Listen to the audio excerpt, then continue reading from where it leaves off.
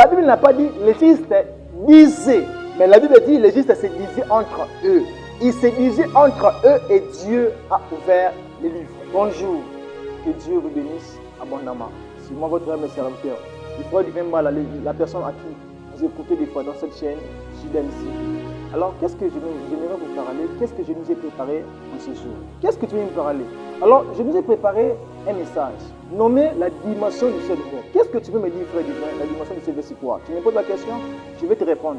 La dimension du ciel divin, c'est une dimension qui te permet de comprendre la main de Dieu qui s'est manifestée dans ta vie. La dimension du ciel divin, c'est une dimension qui te permet de voir au-delà de l'omniprésence de Dieu une autre manière de la manifestation des mains de Dieu.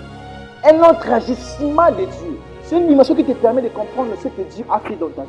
Alors, je vais te parler sur ça. La dimension du ciel divin, comment est-ce que ça arrive dans la vie d'un croyant? Comment est-ce que ça arrive dans la vie d'un serviteur? Comment est-ce que ça arrive dans nos vies? Moi, personnellement, comment je peux vivre la dimension du ciel divin? Alors, la dimension du ciel divin, ce n'est pas une dimension. Ce n'est pas qu'auparavant, le ciel était fermé et que je vais te parler aujourd'hui et le ciel s'ouvrira en toi. Non, la Bible dit, Jean 1,51 dit, désormais vous verrez le ciel ouvert. Donc, le ciel est déjà ouvert. Donc, la dimension du ciel ouvert, c'est une dimension qui te permet à comprendre l'agissement des mains de Dieu, à te faire comprendre que Dieu agira, à te faire comprendre l'au-delà de la main de Dieu dans ta vie. Ce n'est pas qu'auparavant le ciel était fermé, mais la dimension du ciel ouvert, ça se présente à la personne à qui se ressemble pour adorer le Maître. Les gens qui se ressemblent pour adorer le Maître. Il y a une dimension du ciel ouvert lorsque les gens se réunissent pour adorer le Maître. Je suis dans Malachie chapitre 3. Malachie chapitre 3 verset 17. Malachie chapitre 3 verset... Non.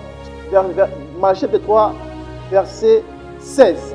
Ici la Bible nous parle. Dans notre version on dit les justes. Les justes se sont parlés.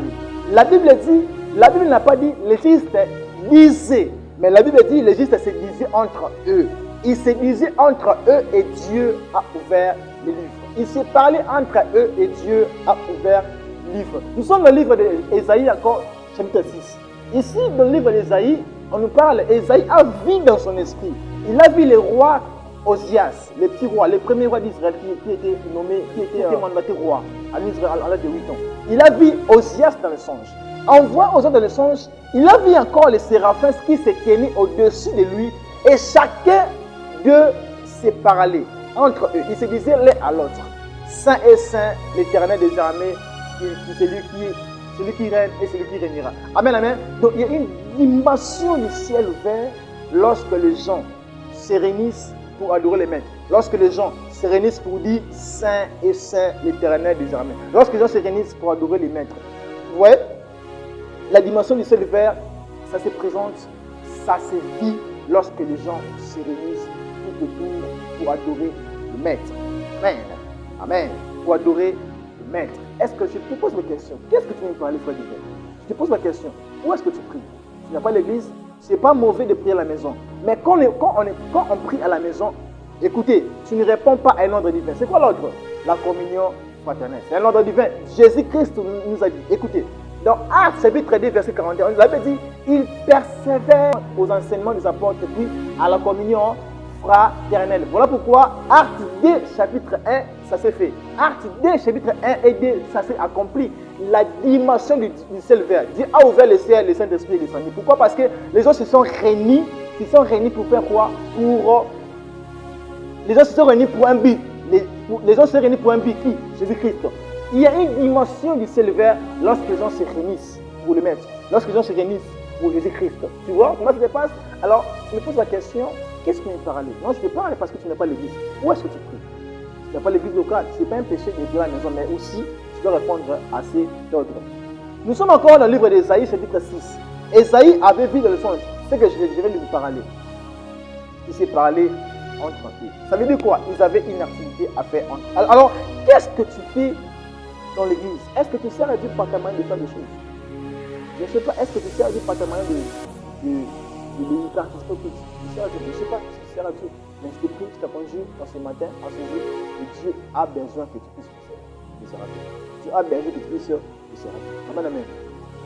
Alors, une autre chose, pour que tu puisses vivre la dimension du ciel vert, qu'est-ce que tu dois faire pour vivre la dimension du ciel vert?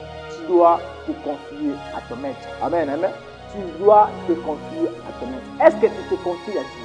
Est-ce que tu te confies à Dieu? Est-ce que tu donnes ta confiance à Dieu? Est-ce que tu vis une vie de confiance à Dieu? Est-ce que tu te fies à Dieu? Il y a une dimension du ciel vert lorsque la personne se confie à son maître. Qui est ton maître? Tu vois, les féticheurs se confient à Satan. Hein. Voilà pourquoi ils ont ceux qui sont là. Amen. Hein? Les féticheurs se confient à Satan. Voilà pourquoi ils ont ceux qui sont là. Alors nous, les chrétiens, nous ne confions pas à notre maître. Voilà pourquoi c'est difficile de pouvoir vivre ce que nous voulons vivre. Amen. Hein? Et si Satan donne à un féticheur les lois, amen, hein, les lois spirituelles, il a toute une obligation de faire quoi? De les respecter. Pourquoi? Parce que si l'os mourra. Alors nous, les chrétiens, sommes des chrétiens qui sont devenus des enfants chéris de Jésus-Christ. Hein? Qui sont devenus des enfants chéris. Je ne respecte pas Dieu hein, parce que c'est un Dieu miséricorde. Hein? Tu vois? Donc, il y a la dimension du ciel vert lorsque la personne se confie à son maître. Confiez-vous à Dieu. Dieu va ouvrir le ciel. Dieu va ouvrir son royaume pour te bénir. Amen. Hein? Que Dieu vous bénisse. Voilà, je suis à la fin de mon message.